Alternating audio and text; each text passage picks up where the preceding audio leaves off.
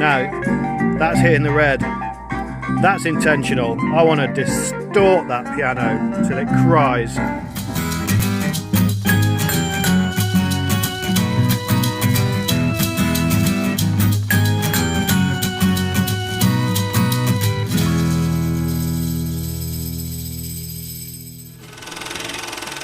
Hey, how's it going? Andy Pickering here. We're going to have some piano, we're going to have some guitar, we're going to have some bongos, shakers, electric piano, mellotron, instrumental number 2.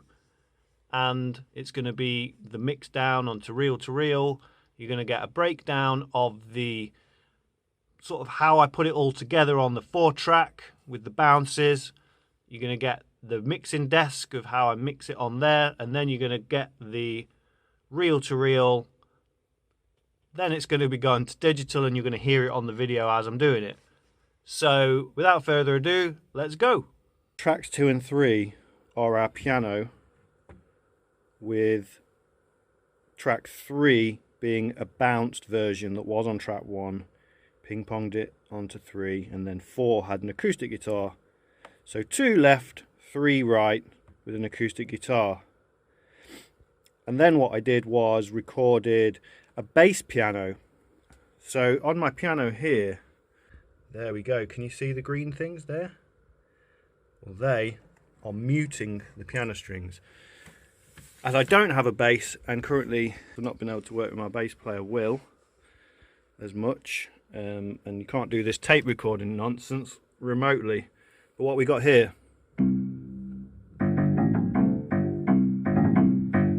muted bass.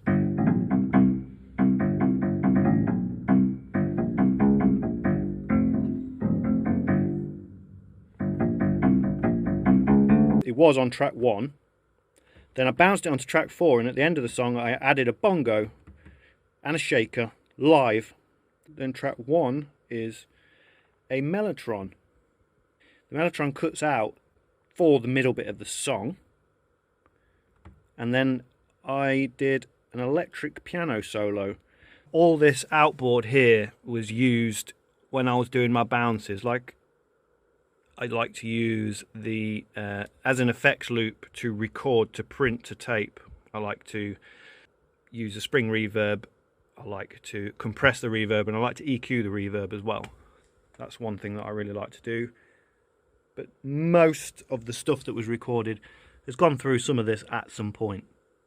So the breakdown is track 1, mellotron, with a bit of electric piano, goes back to mellotron. We've got 2, piano.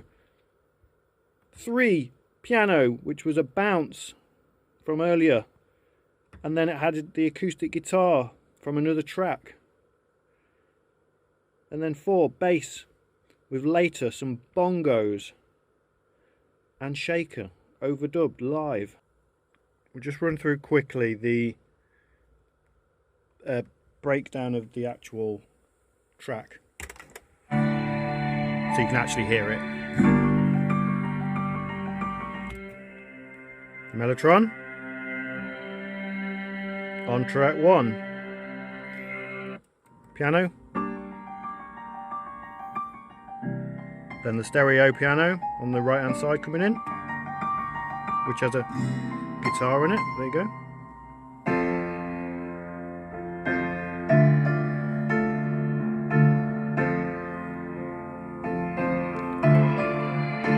All 3 in the mellotron, and finally that's the piano bass, and then you can hear that on that track now where the bongo comes in. It gets a little funky, and then there's the electric piano.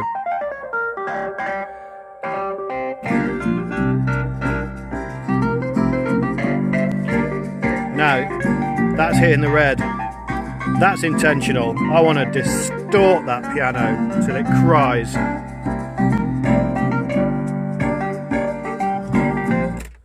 There we go. Hit rewind. We're ready to mix. If you've ever seen the first video I ever did, where I called it How to Record a Master at Home on a 4-track cassette. That was when I was using all insert effects. So using the 4-track, but also using, I'm pointing at my Focusrite. I've got a 4-channel, 4-track Focusrite there.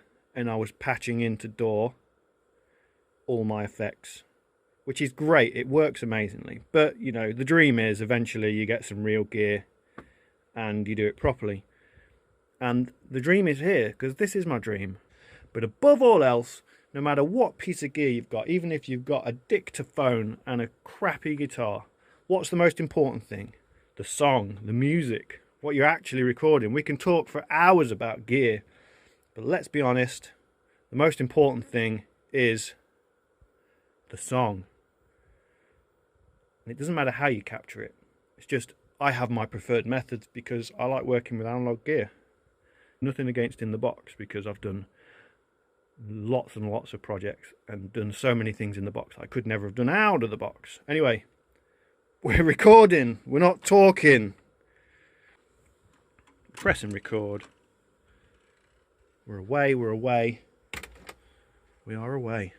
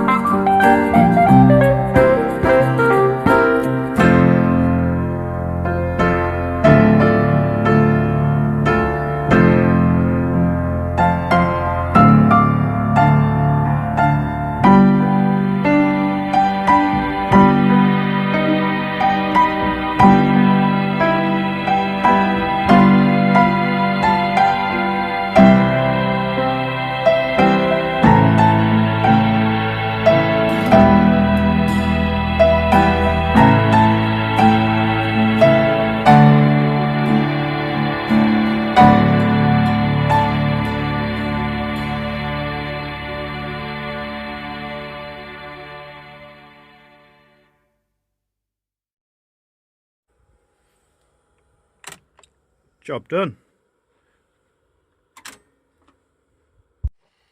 Instrumental number 2 is done.